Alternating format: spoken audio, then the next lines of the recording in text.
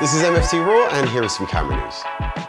Last week we reported on the DJI Mavic 4 leak, which showed what appeared to be the drone in pieces with a broken rotor arm and gimbal. New info has surfaced detailing some of the specs. Photos leaked by Jasper Ellins on X gives us some insight into the Mavic 4. This shot shows what looks like the battery information stickers for two different models. Both show a battery capacity of 6,741 milliamp hours running 14.7 volts, which is a good 1,500 milliamp hours bigger than the previous Mavic 3. The two different models suggest that they're going for a Cine and a Pro version as they did before. Speculation online points towards improved flight time, but expect some of that extra juice to go towards an even more powerful camera or even more sophisticated vision systems. The leak also shows an electrical diagram of the motherboard that appears to have at least three main processors towards the front, middle and rear of the drone.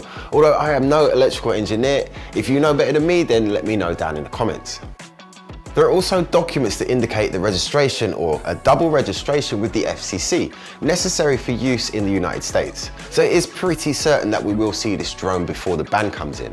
The US Congress have passed a bill that will place DJI on the FCC blacklist, preventing them from selling their equipment in the States after a certain date, which at the moment is thought to be in 2025. This will be a huge blow for DJI as they are the market leaders, as well as for the consumer as they do make fantastic products. But the US government say that they do have links to the Chinese government and they have way too much access to their user data. DJI claim that their government has no access to their customer info. It is definitely a bad situation, but at least both the Mavic 4 and Air 3S seem like they both will almost certainly be sold in America.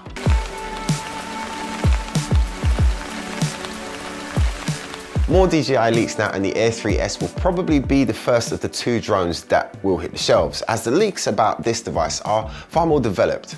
A few press images have been leaked which show the aircraft in all its glory. A close look at the camera module shows the company logo and two markings that say E70 and E24, possibly indicating the two focal lengths of the camera being 70 and 24mm.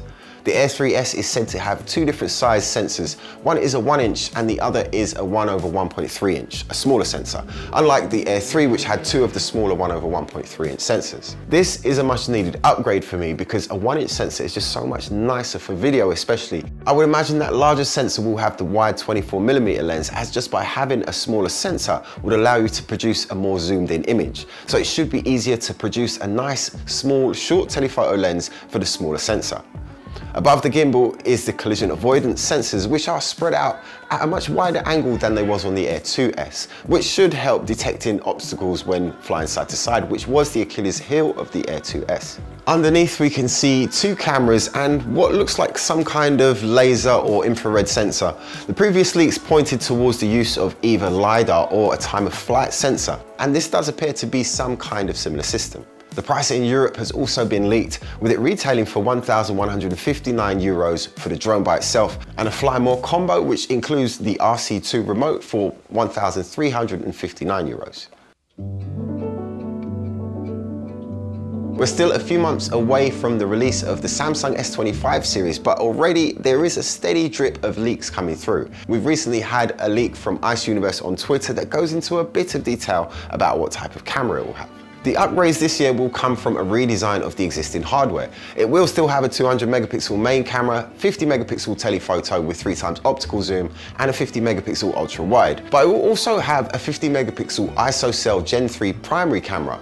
This camera is said to have enhancements that will give the S25 Ultra camera performance that we're not used to seeing from Galaxy devices, which is fine and all, but by the sounds of this, there doesn't seem to be much here. I've covered these phones for a long time and they always say this kind of revolutionary stuff, but if they're not changing the hardware, they're basically just tweaking it. I can't really see where they're going to have this revolutionary performance from.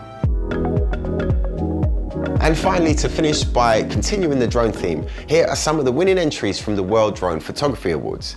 The winners were announced in Siena in Italy last week. The competition was open to professional and amateur drone pilots alike, although really it's aerial photography. Many of these entries were captured by using planes, balloons, kites, and even rockets.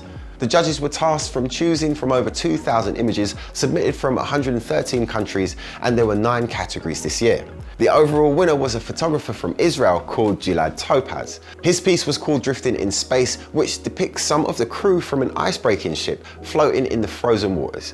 Congratulations to him. And that's it for this one. Thank you so much for watching. I hope you enjoyed this video, and if you did, please hit the like button, hit the subscribe button, and help this channel grow.